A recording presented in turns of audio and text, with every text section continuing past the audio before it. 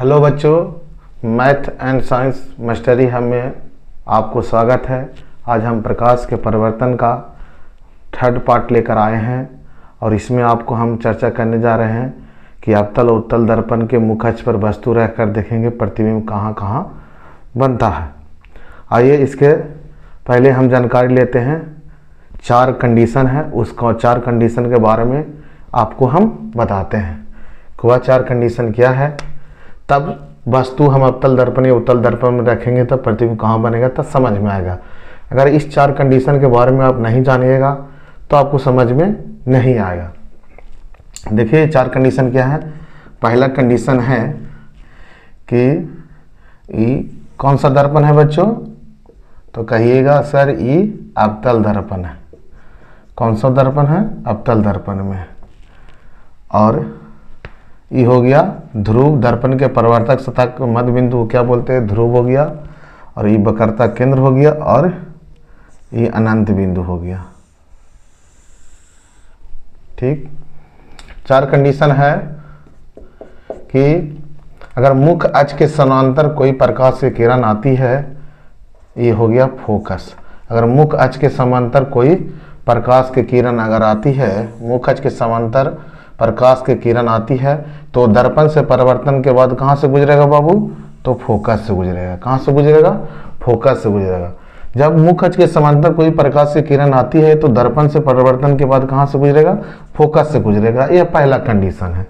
क्या कंडीशन है, पहला कंडीशन है कि जब हम प्रकाश की किरण मुख्य अक्ष के समांतर लाएंगे तो दर्पण से परिवर्तन के बाद कहाँ से गुजरेगा, फोकस से गुजरेगा। दूसरा कंडीशन है, दूसरा कंडीशन इसी में बता देते हैं। फर्स्ट कंडीशन हो गया। दूसरा कंडीशन आपका है कि जब हम, दूसरा कंडीशन है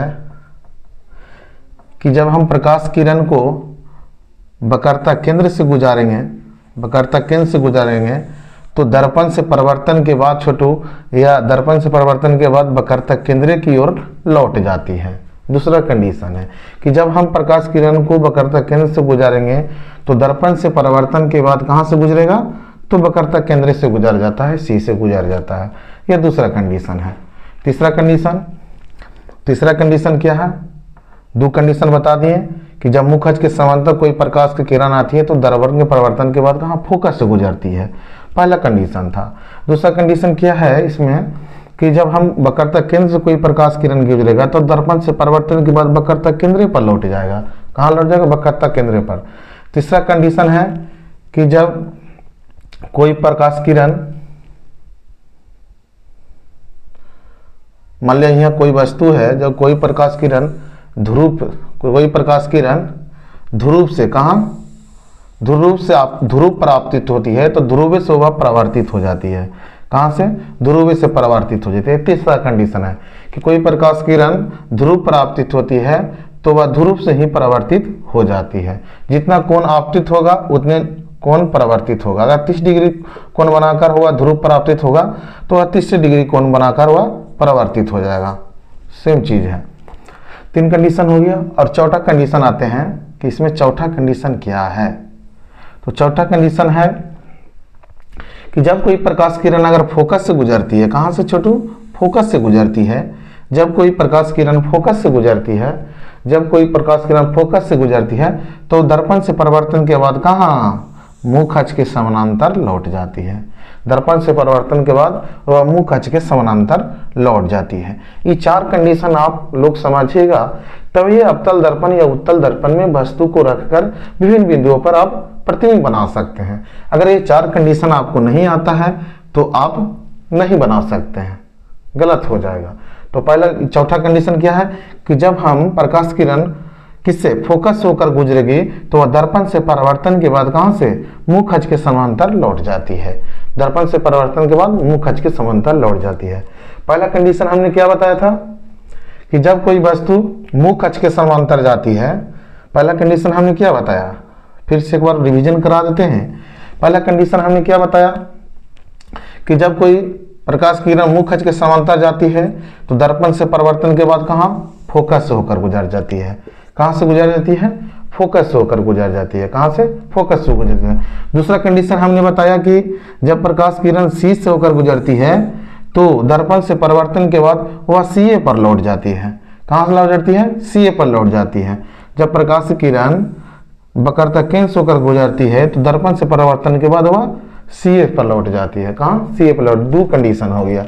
तीसरा कंडीशन हमने बताया कि जब प्रकाश किरण ध्रुव पर आपतित होती है तो ध्रुव से जितना आपतित, जब प्रकाश किरण ध्रुव पर आपतित होती है तो जितना कोण आपतित होकर बना वो परिवर्तित भी उतने ही डिग्री का कोण बनाते हुए वह दर्पण से क्या हो जाएगा?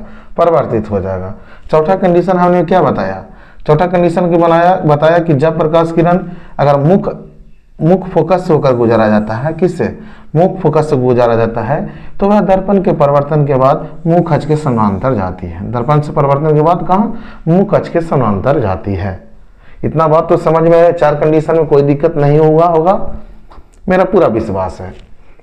अब आगे चलते हैं कि अवतल दर्पण में मुख अक्ष पर वस्तु रखकर विभिन्न बिंदुओं का प्रतिबिंब बनाएं। अगला कंडीशन क्या है कि अवतल दर्पण के मुख अक्ष के निम्नलिखित बिंदु पर वस्तु रखकर प्रतिबिंब बनाएं। क्या बनाएं? प्रतिबिंब बनाएं। अवतल दर्पण के, ठीक है ना,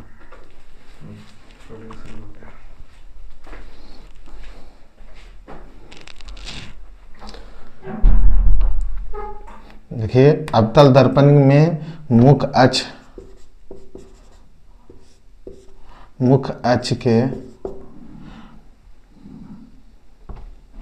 अवतल दर्पण में मुख अक्ष के विभिन्न बिंदु पर निम्नलिखित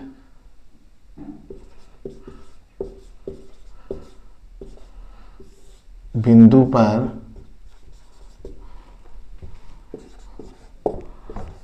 रखकर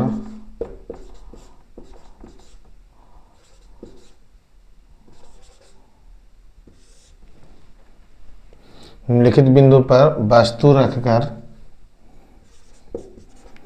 वस्तु रखकर प्रतिबिंब बनाएं।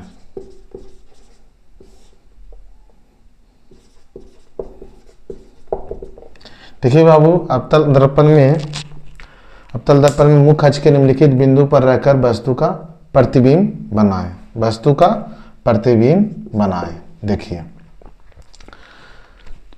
5-6 कंडीशन है, उस पर हम वस्तु रखेंगे तो अवतल दर्पण में प्रतिबिंब कहाँ बनेगा। पहला कंडीशन है कि जब वस्तु को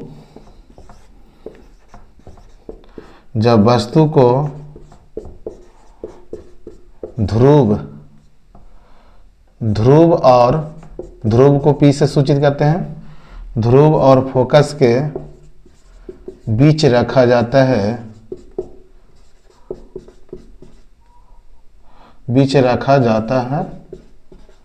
तो देखो जब हम वस्तु को ध्रुव और फोकस के बीच रखा जाता है तो देखते हैं प्रतिबिंब कहाँ बनता है।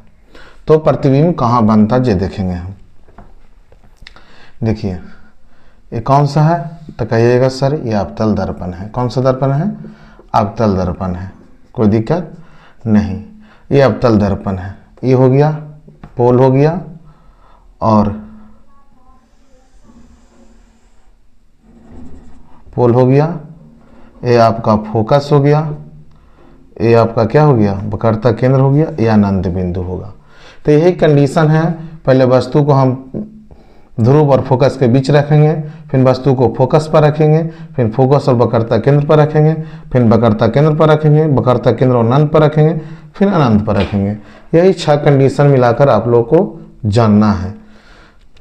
पहला कंडीशन है कि जब वस्तु कहाँ हम रख रहे हैं, ये मेरा वस्तु है, इसको मान लेते हैं ए भी क्या है? वस्तु है।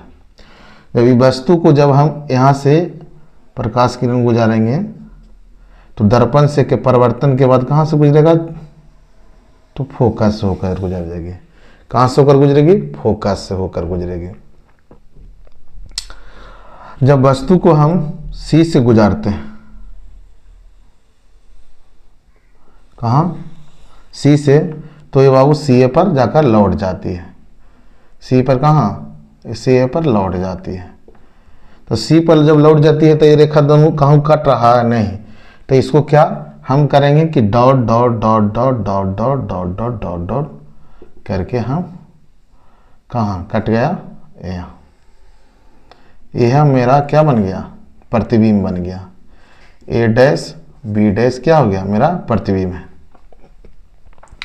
तो लिखेंगे कहाँ बना, दर्पण के पीछे बना। कहाँ बना, दर्पण के पीछे बना। वास्तु से क्या बन गया, बड़ा बन गया। डॉट डॉट कर मिला के तो वास्तविक बना है कि काल्पनिक बना है, तो कहिएगा कि काल्पनिक बना है। तो हम लिखेंगे एक ही मात्र कंडीशन है अवतल दर्पण में जहां वस्तु काल्पनिक प्रतिबिंब बनता है, जब फोकस और ध्रुव के बीच हम वस्तु को रखते हैं तब बनता है। देखिए तो यहाँ लिखेंगे जब वस्तु ध्रुव और फोकस के बीच रखा जाता है तो वस्तु का प्रतिबिंब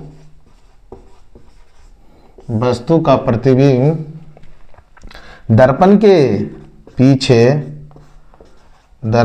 पीछे वस्तु से छोटा बना कि बड़ा बाबू, वस्तु से बड़ा, वस्तु से क्या बन रहा है, बड़ा, दर्पण के पीछे वस्तु से बड़ा काल्पनिक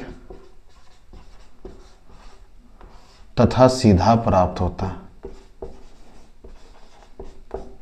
सीधा प्राप्त होता है। इतना आप स्क्रीनशॉट ले सकते हैं।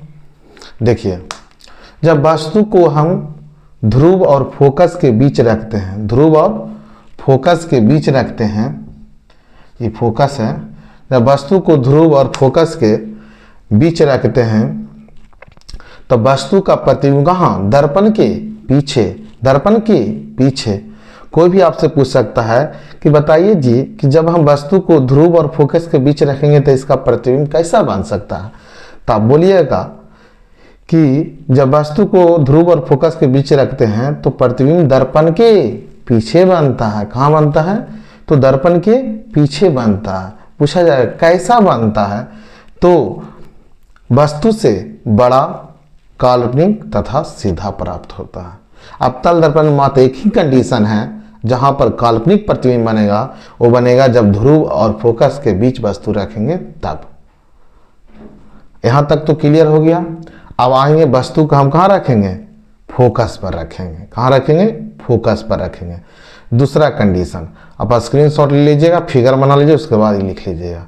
अब दूसरा कंडीशन में आएंगे, फर्स्ट हो गया, दूसरा आते हैं। ये मिटा देते हैं।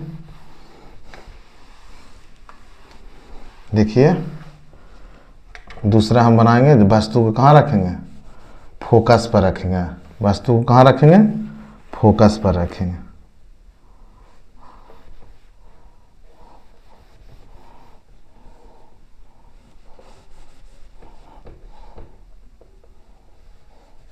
देखिए जब वस्तु को हम ले आते हैं कहाँ, फोकस पर ले आते हैं, यही फोकस है। जब वस्तु को हम फोकस पर लाते हैं, यहाँ से जाएगा किरण, तो कहाँ से जाए गुजरेगा, मुँह कच के समांतर जा रही है तो कहाँ से गुजरेगा, फोकस से होकर गुजरेगा। कहाँ से, फोकस से होकर गुजरेगा। अब सी से जाएगा तब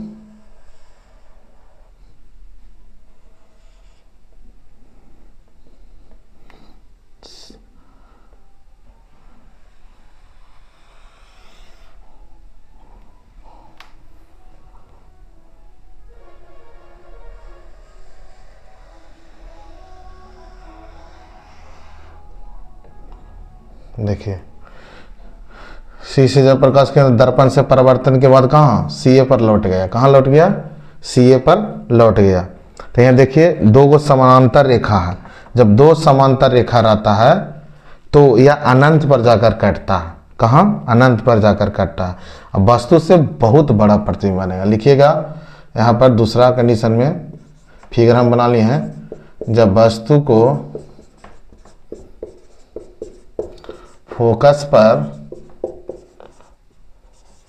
रखा जाता है तो कैसा प्रतिबिंब बनेगा, कैसा प्रतिबिंब बनेगा। ठीक है, तो देखिए प्रतिबिंब कहाँ जाकर बनेगा, अनंत पर बनेगा। ये दो समांतर रेखा अनंत पर जाकर काटती है। एक पॉइंट नोट कर लिएगा कि जब दो समांतर रेखा होती है वह अनंत पर जाकर काटती है। कहाँ काटती है, अनंत पर रखकर काटती है। तो जब हम वस्तु को फोकस पर रखें तो प्रतिबिंब कहाँ बना, अनंत पर, वस्तु से बहुत बड़ा, वस्तु से बहुत बड़ा। दो समांतर रेखा कहाँ काटती है, अनंत पर जाकर काटती है। दो समांतर रेखा कहाँ काटती है, अनंत पर जाकर काटती है। तो हम लिखेंगे कि जब वस्तु को फोकस पर रखा जाता है तो वस्तु का प्रतिबिंब अनंत पर प्राप्त होता है। कहाँ, अनंत, अनंत पर प्राप्त होता है, अनंत पर प्राप्त होता है। वस्तु से बहुत बड़ा, क्या, बहुत बड़ा, कैसा, बहुत बड़ा वास्तविक तथा उल्टा प्राप्त होता है। वास्तविक तथा उल्टा प्राप्त होता है, उल्टा प्राप्त होता है। देखिए डॉट डॉट करके हम कहीं भी काटे हैं, जहां भी डॉट डॉट रेखा करके काटेंगे वहां काल्पनिक प्रतिबिंब बनता है। जहां डॉट डॉट करके नहीं काटेंगे वहां वास्तविक तथा उल्टा प्राप्त होता है। तो आपसे पूछेगा कि बताइए बाबू कि जब हम वस्तु को फोकस पर रखते हैं तो इसका प्रतिबिंब कहाँ बनता है, तो कहिएगा कि अनंत पर बनता है। कहाँ, अनंत पर। कहाँ, अनंत पर। वस्तु से बहुत बड़ा, वस्तु से बहुत बड़ा वास्तविक तथा उल्टा प्राप्त होता है। वस्तु से बहुत बड़ा वास्तविक तथा उल्टा प्राप्त होता है। यहाँ तक तो कोई दिक्कत नहीं होगी। दो कंडीशन हमने बता दिया। पहला बताया कि जब वस्तु को ध्रुव और फोकस के बीच रखेगा तो इसका प्रतिबिंब कहाँ, दर्पण के पीछे, वस्तु से बहुत बड़ा, वस्तु से बहुत बहुत बहुत बड़ा नहीं, वस्तु से खाली बड़ा, बहुत बड़ा एक ही कंडीशन बनेगा जब फोकस पर रखेंगे था। वस्तु से बड़ा काल्पनिक तथा सीधा प्राप्त होता था। लेकिन जब वस्तु को हम फोकस पर रखते हैं, कहाँ, फोकस पर रखते हैं तो इसका प्रतिबिंब कहाँ, अनंत पर। कहाँ, अनंत पर। वस्तु से बहुत बड़ा वास्तविक तथा उल्टा प्राप्त होता। आपको एग्जाम में यही पूछेगा कि बताइए जब वस्तु को फोकस पर रखते हैं इसका प्रतिबिंब कहाँ बनता है, तो अनंत पर। कैसा बनता है, इसका प्रकृति बताइए, तो वस्तु से बहुत बड़ा वास्तविक तथा उल्टा बनता है। तो कंडीशन हमने आपको समझा दिया। अब तीसरा में आता है कि जब हम वस्तु को, अब कहाँ आएगा, वक्रता केंद्र और फोकस के बीच रखेंगे तब।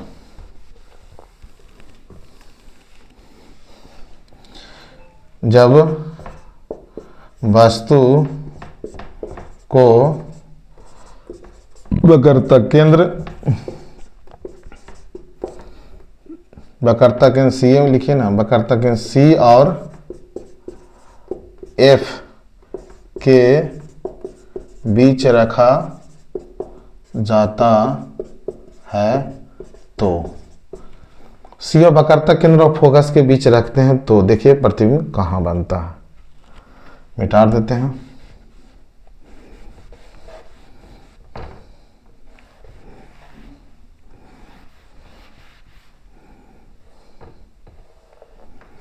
देखिए सी और एफ के बीच में वस्तु रख रहे हैं। कहाँ रख रहे हैं, सी और एफ के बीच में, ये ना, सी और हम एफ के बीच में प्रतिबिंब रखें, वस्तु को रखें, प्रतिबिंब सॉरी वस्तु को रखें। यहाँ से मुख दर्पण से परिवर्तन के बाद कहाँ से लौटेगा, तब फोकस होकर गुजरता है। कहाँ से होकर गुजरता है, फोकस होकर गुजरता है। जब ध्रुव से प्रकाश किरण को गुजारा जाता है तो वह ध्रुव से ही आपतित हो जाती है। फिगर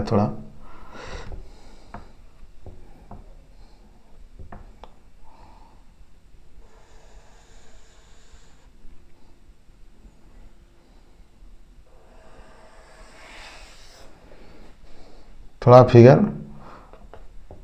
माफ करिएगा, कहाँ कटा? अनंत और सी के बीच में काटा। कहाँ कटा? अनंत और सी के बीच में काटा। कहाँ कटा फिगर? अनंत और एक दूसरे को कहाँ काटा? अनंत और सी के बीच में काटा। अनंत और सी के बीच में वस्तु से बड़ा बना, वस्तु से बड़ा। तो हम कहें कि जब वस्तु को हम वक्रता केंद्र और फोकस के बीच रखते हैं तो इसका प्रतिबिंब कहाँ? अनंत और सी के बीच में वस्तु से बड़ा, वास्तविक तथा उल्टा प्राप्त होता है। देखो डॉट डॉट करना ना काटे हैं, डायरेक्ट कट गया रेखा, तो वास्तविक और तथा उल्टा प्राप्त होगा। जब हम वक्रता केंद्र और फोकस के बीच में जब वस्तु रखते हैं तो इसका प्रतिबिंब अनंत और सी के बीच में, अनंत और सी के बीच में वस्तु से बड़ा वास्तविक बना कि काल्पनिक? वास्तविक बना तथा उल्टा प्राप्त हुआ। तो यहां वही चीज लिखेंगे कि जब वस्तु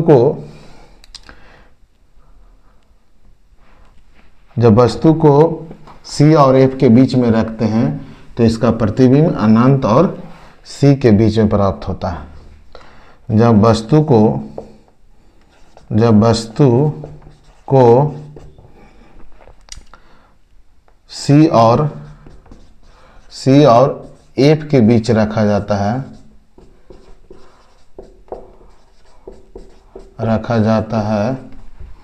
तो इसका प्रतिबिंब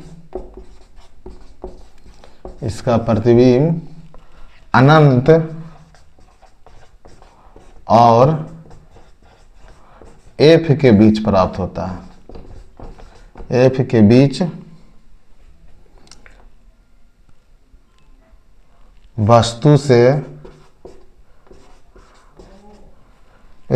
वस्तु से बड़ा, वास्तविक तथा उल्टा प्राप्त होता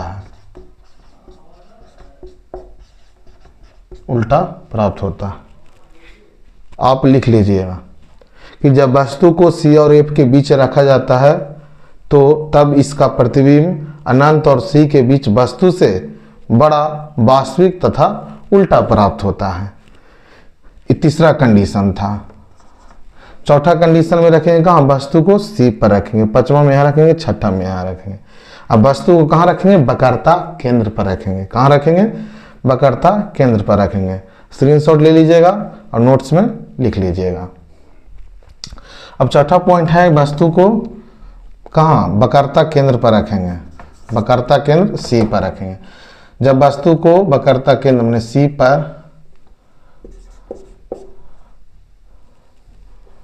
पर रखा जाता है तो जब वस्तु को हम वक्रता केंद्र पर रखते हैं तो देखिए कैसा प्रतिबिंब बनता है। जब वस्तु को हम वक्रता केंद्र पर रखेंगे तो वक्रता केंद्र पर ही इसका प्रतिबिंब प्राप्त होता है। कहाँ? वक्रता केंद्र पर वस्तु के बराबर प्राप्त होता है। वस्तु के बराबर प्राप्त होता है। देखिए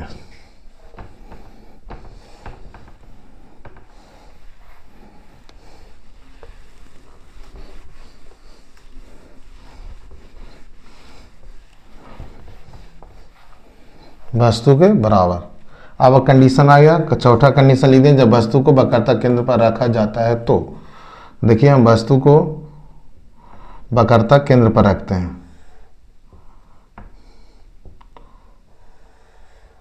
जब हम वस्तु को कहाँ? वक्रता केंद्र पर रखेंगे तो प्रकाश किरण गया यहाँ, दर्पण से मुख हट के समतल नजर आ जी, तो दर्पण से परिवर्तन के बाद कहाँ से लौटेगा? तब कहिएगा कि सर फोकस होकर गुजरेगा। कहाँ से होकर गुजरेगा? फोकस से होकर गुजरेगा। जब ध्रुव से हम गुजारते हैं, हाँ ध्रुव से गुजारते हैं तो कहाँ गुजरेगा? तो कहिएगा सर कि वह ध्रुव से ही परावर्तित हो जाएगी।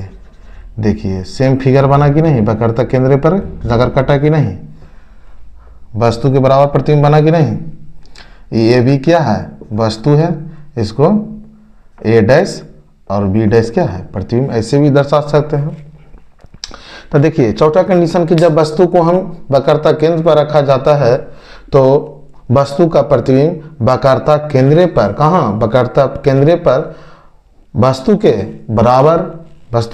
बराबर वास्तविक तथा उल्टा प्राप्त होता है, वास्तविक तथा उल्टा प्राप्त होता है। तो लिखिएगा कि जब वस्तु को वक्रता केंद्र कहे तो सी पर रखा जाता है तो वस्तु का प्रतिबिंब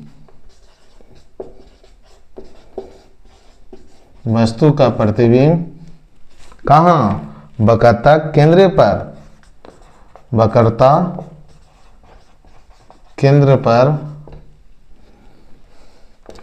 वस्तु के बराबर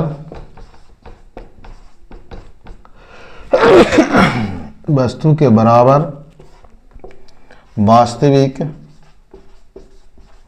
तथा उल्टा प्राप्त होता है, वास्तविक तथा उल्टा प्राप्त होता है। देखिए उल्टा बन रहा है ना, वास्तविक तथा उल्टा प्राप्त होता है। जब काल्पनिक प्रतिबिंब बनता है तो सीधा प्राप्त होता है। तो चौथा कंडीशन हमने बताया कि जब वस्तु को सी पर रखा जाता है तो इसका प्रतिबिंब कहाँ बनेगा, सी ए पर बनेगा। कहाँ बनेगा, सी ए पर, वक्रता केंद्र पर बनेगा और वस्तु के बराबर बनेगा, वास्तविक तथा उल्टा प्राप्त होता है।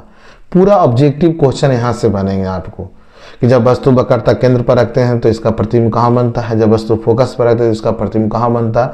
ऑब्जेक्टिव क्वेश्चन यहाँ से सबसे ज़्यादा एग्जाम में उठाए जाते हैं। आपको इस चीज़ को हमेशा याद रखना चाहिए कि जब वस्तु को हम फोकस पर रखें उसका प्रतिबिंब कहाँ, अनंत पर, वस्तु से बहुत बड़ा, वास्तविक तथा उल्टा प्राप्त होता है। एक ही मात्र कंडीशन अवतल दर्पण में आएगा कि जब काल्पनिक प्राप्त होता है, कहाँ वस्तु रखें, पी ऐसे रखेगा, पी मतलब पीछे, पी मतलब पीछे, हमेशा याद रहेगा। एक ही कंडीशन, पी मतलब पीछे, दर्पण के पीछे कब बनेगा, जब ध्रुव और फोकस के बीच में रखेंगे तब। अब आइए पांचवा कंडीशन है कि जब वस्तु वक्र सी और अनंत के बीच रखते हैं, वस्तु कहाँ रखेंगे, सी और अनंत के बीच रखते हैं तो देखिए प्रतिबिंब कहाँ प्राप्त होता है। और ये हम वस्तु को रखेंगे सी और अनंत के बीच में, वक्रता केंद्र और अनंत के बीच में रखेंगे। देखिए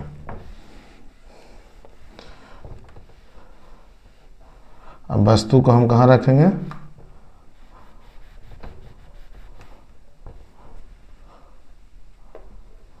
यही सी था, सी और अनंत के बीच में हम वस्तु यहाँ रखते हैं। कहाँ रखते हैं, यहाँ रखते हैं, सी और अनंत के बीच में वस्तु कहाँ रखेंगे, सी और अनंत के बीच में रखते हैं।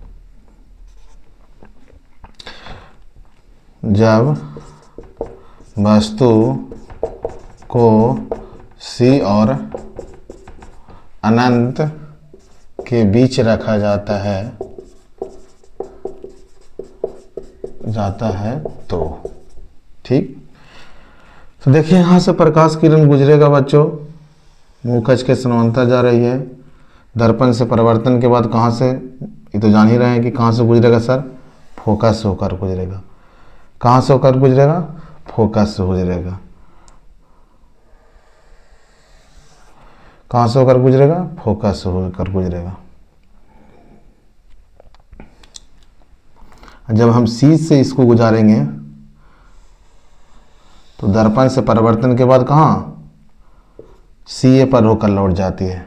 तो कहाँ मेरा प्रतिबिंब बना, तो वक्रता केंद्र और फोकस के बीच में। वस्तु से कैसा बना, छोटा बना, वस्तु से छोटा प्राप्त होगा, वस्तु से छोटा प्राप्त हुआ। कैसा प्राप्त हुआ, वस्तु से छोटा प्राप्त हुआ। कंडीशन बता देते कि जब वक्रता केंद्र से जब प्रकाश किरण गुजरते दर्पण से परावर्तन के बाद कहाँ, वक्रता केंद्र पर लौट जाती है। तो अब लिखिएगा कि जब वस्तु को हम सी और अनंत के बीच रखते हैं तो वस्तु का प्रतिबिंब कहाँ सी और एफ के बीच बनता है, वक्रता केंद्र और फोकस के बीच बनता है। हम लिखते हैं यहाँ पर,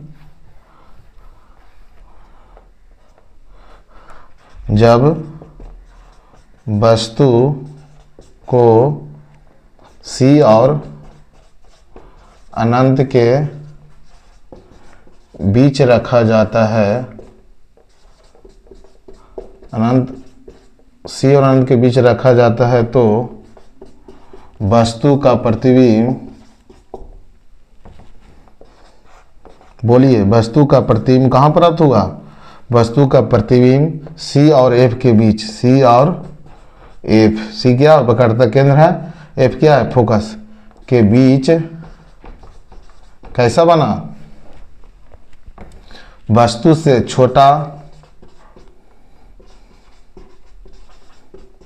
वस्तु से छोटा वास्तविक तथा उल्टा प्राप्त होता है, वास्तविक तथा उल्टा प्राप्त होता है, वास्तविक तथा उल्टा प्राप्त होता है। आराम से लिख लीजिएगा। पांचवा कंडीशन था कि जब वस्तु को सी और अनंत के बीच रखा जाता है तो वस्तु का प्रतिबिंब वक्रता केंद्र और फोकस के बीच वस्तु से छोटा, देखिए वस्तु से छोटा बना कि नहीं, वस्तु से छोटा वास्तविक तथा उल्टा प्राप्त हुआ, वस्तु से छोटा वास्तविक तथा उल्टा प्राप्त होता है। यहाँ तक तो बात समझ में आ गई होगा। अब चलते हैं छोटू, लास्ट कंडीशन है छठा, चलते हैं छठा कंडीशन क्या है।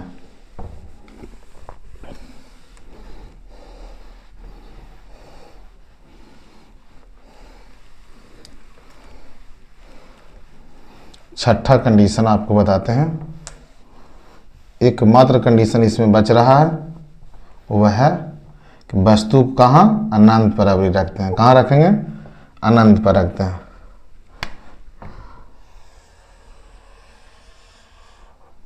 वस्तु को कहाँ अनंत पर, फोकस था सी है।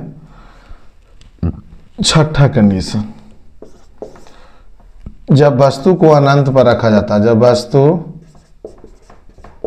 को अनंत पर रखा जाता है तो, देखिए छठा कंडीशन सबसे लास्ट कंडीशन है कि जब वस्तु को हम अनंत पर रखेंगे तो इसका प्रतिबिंब कहाँ बनेगा।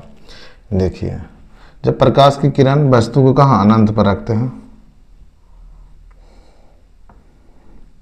अनंत से आ रही कोई प्रकाश की किरण, अनंत से ना आ रहा है, मुखज के समांतर रहे तो कहाँ से गुजरेगा, फोकस होकर गुजरेगा। जब वो नीचे से लेते हैं, जब मुखज के समांतर रहती है तो कहाँ से होकर गुजरेगा, फोकस होकर गुजरेगा। तो देखो बहुत बिंदुवत बनता है, क्या बनता है, बिंदुवत बनता है, बहुत छोटा। जब वस्तु को अनंत पर रखेंगे तो प्रतिबिंब कहाँ बनेगा, फोकस पर बनेगा, कहाँ बनेगा, फोकस।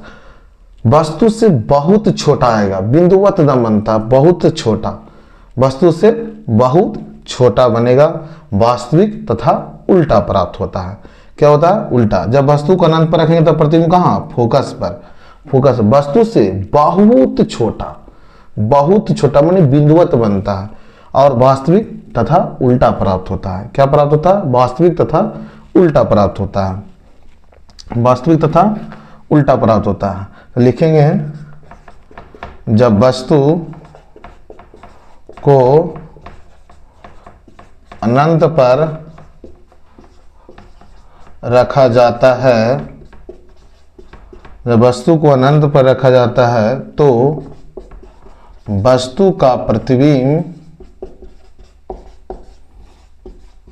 वस्तु का प्रतिबिंब, वस्तु का प्रतिबिंब फोकस पर, कहाँ, फोकस पर, कहाँ बनेगा, फोकस पर, वस्तु से बहुत छोटा, वस्तु से बहुत छोटा बनता है। क्या बनता है, बहुत छोटा, वस्तु से बहुत छोटा, वास्तविक तथा उल्टा प्राप्त होता है, वास्तविक तथा उल्टा प्राप्त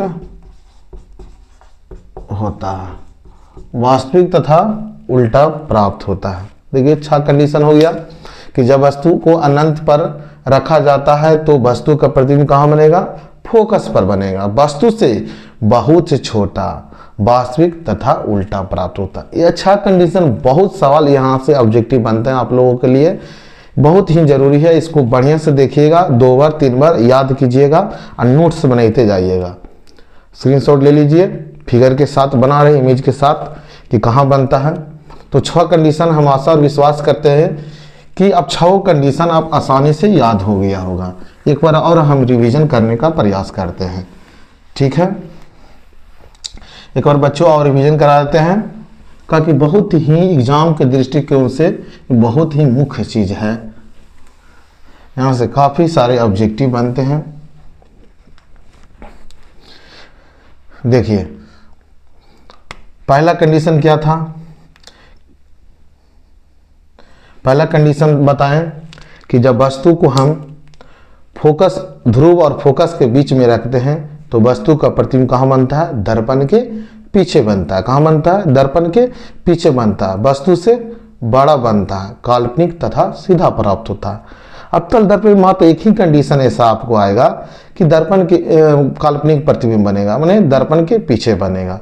दूसरा स्थिति में हम बताया कि जब वस्तु को हम फोकस पर रखते हैं तो इसका प्रतिबिंब अनंत पर बनेगा। कहाँ बनेगा, अनंत पर बनेगा। फोकस पर रखेंगे तो अनंत पर बनेगा, जब अनंत पर रखेंगे तो फोकस पर बनेगा। ये बात ध्यान है, दोनों को अपोजिट है।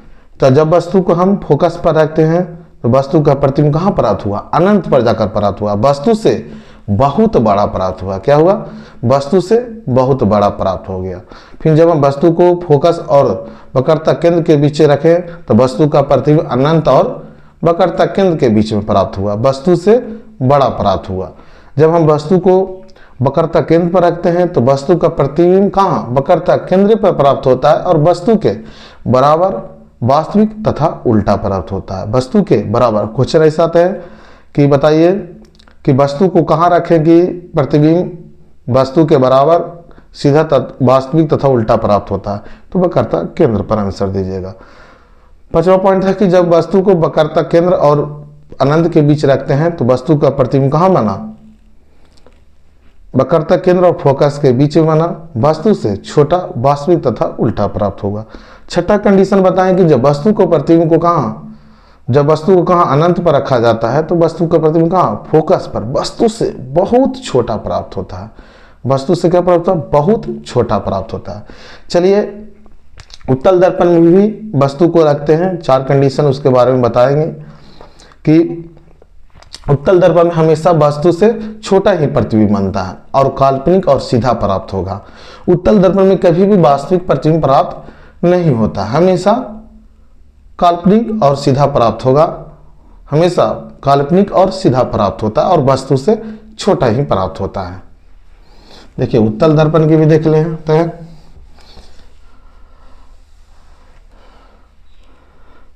यहां लिख लीजिए उत्तल, खाली कर दीजिए उत्तल दर्पण में। इसके बारे में 4 को हम फिगर बताते हैं। यही आपका क्या है, उत्तल दर्पण है, जिसका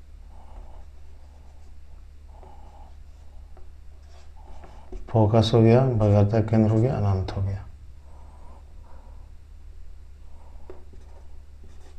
फोकस हो गया, ठीक है,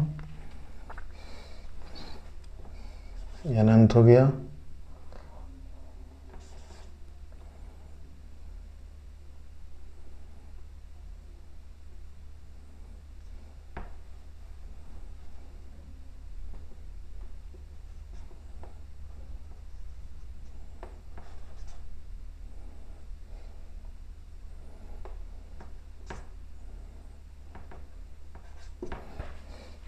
देखिए उत्तल दर्पण के मुख्य अक्ष में निम्नलिखित बिंदुओं पर प्रतिबिंब रखकर प्रतिबिंब बनाएं। तो ये 4 फिगर से हम आप लोग को समझाते हैं। कितने, 4 फिगर से। उत्तल दर्पण में बच्चों हमेशा वस्तु से छोटा ही प्रतिबिंब बनता है, काल्पनिक सतह सीधा प्राप्त होता है। तो देखिएगा 1st, 2nd, 3rd और 4 चित्र में हाथ के से हम समझाते हैं कि जैसे जैसे वस्तु के दूर ले जाते हैं और उसे प्रतिबिंब का आकार क्या होता है, घटते जाता है। देखिए जैसे जैसे हम वस्तु को दूर लेंगे प्रतिबिंब का आकार क्या गया, घटते गया। जैसे जैसे हम वस्तु को दूर ले जाते हैं वैसे उसे प्रतिबिंब का आकार घटते जाता है। अंत में यह फोकस पर कट जाती है और बिंदुवत हो जाता है।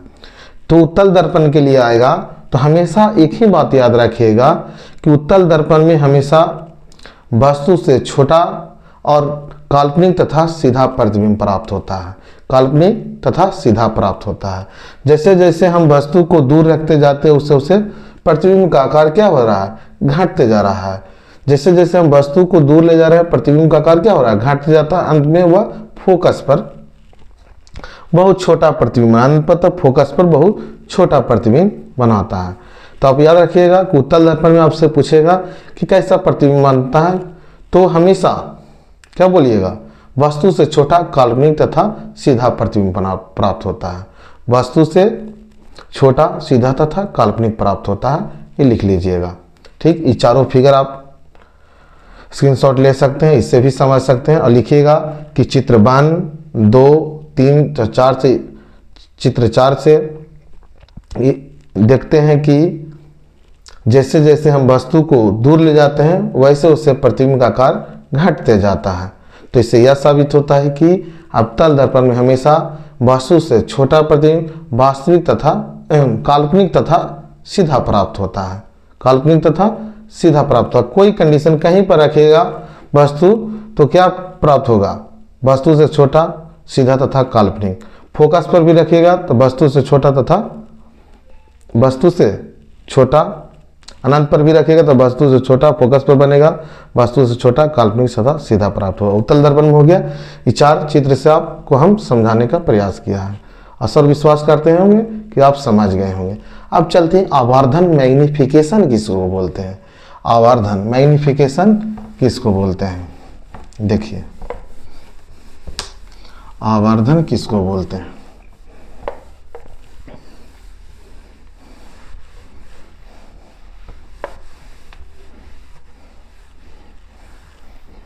देखिए आपको बताने जा रहे हैं आवर्धन।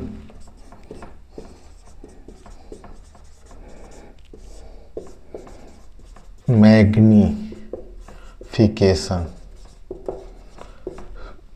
आवर्धन हम किसको बोलते हैं, तो प्रतिबिंब की ऊंचाई तथा वस्तु की ऊंचाई के अनुपात को ही आवर्धन कहते हैं। क्या कहते हैं, आवर्धन कहते हैं। इसको लिखेंगे प्रतिबिंब की ऊंचाई तथा वस्तु की ऊंचाई, तो वस्तु की ऊंचाई के अनुपात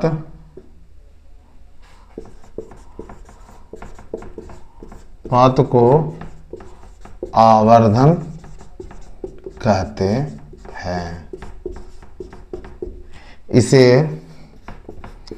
एम के द्वारा सूचित किया जाता है। माना कि प्रतिबिंब की ऊंचाई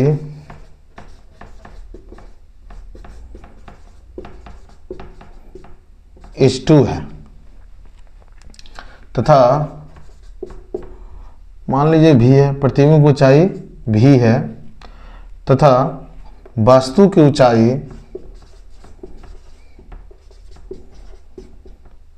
U है हो तो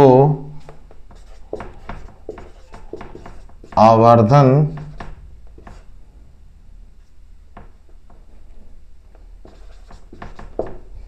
बराबर m बराबर होगा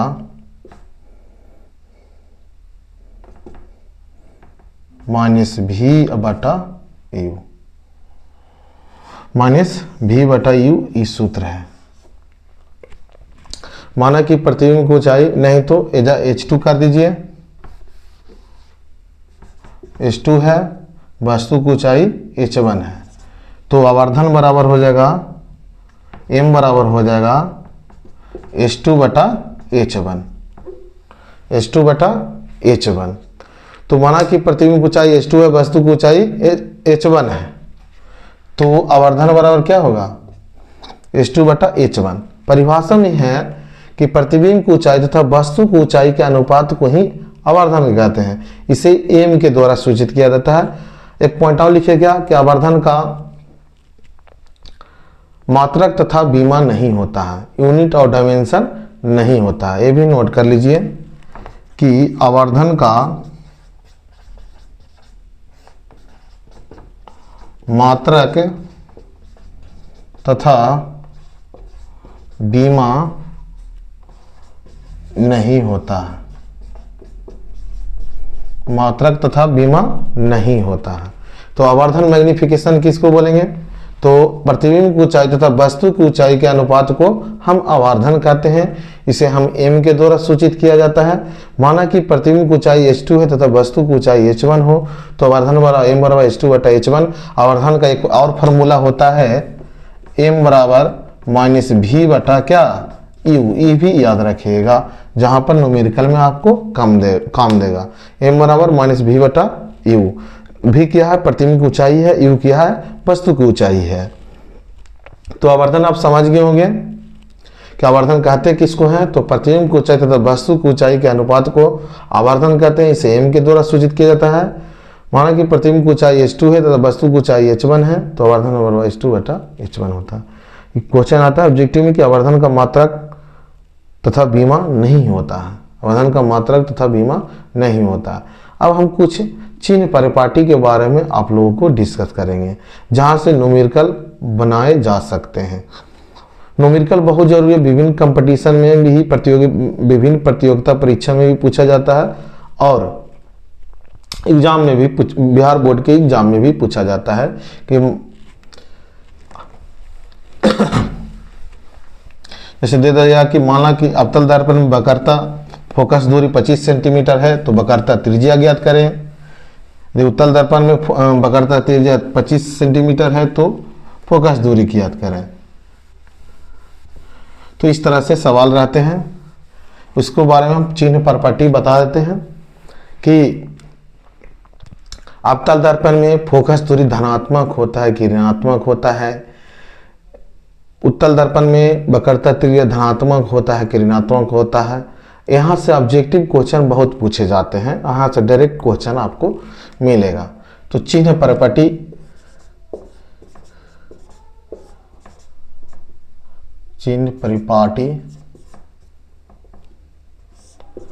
देखिए, चिन्ह प्रॉपर्टी याद करना बहुत जरूरी है। अगर चिन्ह प्रॉपर्टी याद नहीं है तो बहुत सारे सवाल आपको नहीं बन सकते। न्यूमेरिकल यहाँ से बनाने संभव ही नहीं है।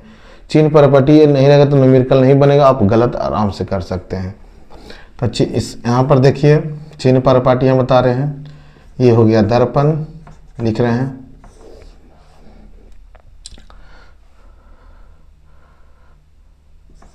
यू हो गया,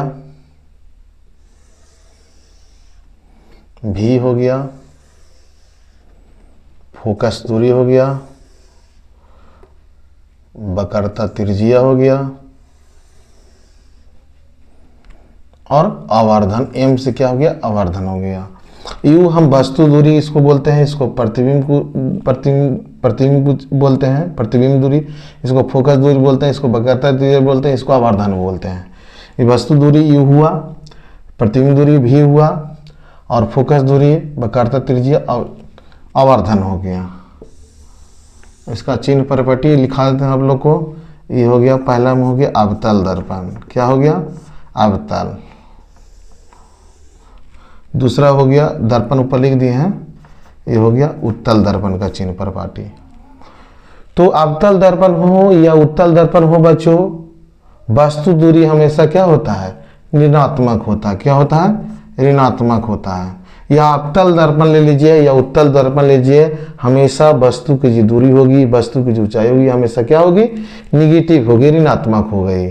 और प्रतिबिंब जो दूरी होगी, जो क्या होता है अवतल दर्पण में?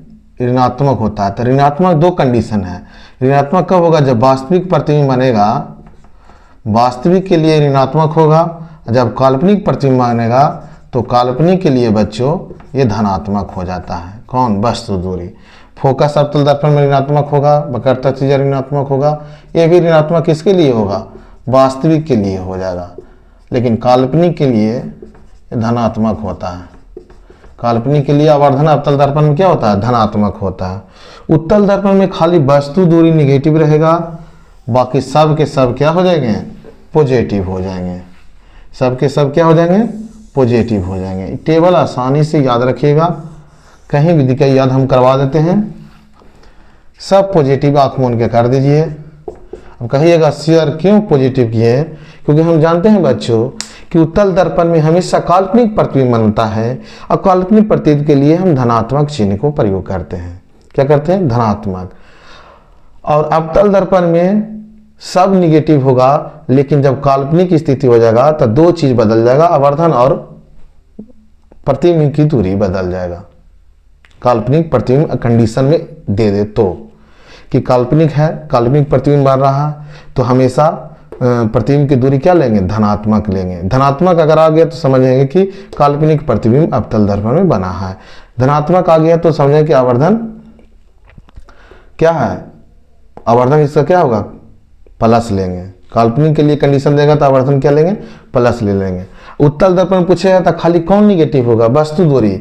वस्तु दूरी अवतल दर्पण हो या उत्तल दर्पण हो हमेशा क्या होता है? ऋणात्मक ही होता है। क्या होता है? ऋणात्मक होता है। पूछेगा कि अवतल दर्पण में फोकस दूरी धनात्मक होता है कि ऋणात्मक? तो ऋणात्मक। पूछेगा कि उत्तल दर्पण में फोकस दूरी धनात्मक होता है कि ऋणात्मक? तो कहिएगा सर धनात्मक। पूछेगा कि उत्तल दर्पण में वक्रता त्रिज्या धनात्मक होता है कि ऋणात्मक? धनात्मक। यहाँ से बहुत ऑब्जेक्टिव क्वेश्चन आपको पूछे जाते हैं। और न्यूमेरिकल के लिए बहुत ही VVI है चिन्ह प्रॉपर्टी। अगर आप चिन्ह प्रॉपर्टी नहीं जानते हैं तो आपसे न्यूमेरिकल नहीं बन सकता है। तो अगले हम वीडियो में क्या लेकर आएंगे? न्यूमेरिकल लेकर आएंगे। तो चिन्ह प्रॉपर्टी समझ गए। अवतल दर्पण हो या उत्तल दर्पण हो, वस्तु दूरी हमेशा क्या होता है बच्चों? तो कहिएगा सर ऋणात्मक होता है। क्या होता है? ऋणात्मक होता है। कहिएगा प्रतिबिंब की दूरी जो है अवतल दर्पण में ऋणात्मक कब होता है? तो वास्तविक कंडीशन होगा तो ऋणात्मक होगा, अगर काल्पनिक होगा तो धनात्मक होगा। फोकस दूरी अवतल दर्पण में क्या होता है? ऋणात्मक होता है। वक्रता त्रिज्या अवतल दर्पण में क्या होता है? ऋणात्मक होता है। आवर्धन ऋणात्मक होता है। किसके लिए? वास्तविक प्रतिबिंब के लिए। धनात्मक किसके लिए होता है? काल्पनिक प्रतिबिंब के लिए धनात्मक होता है।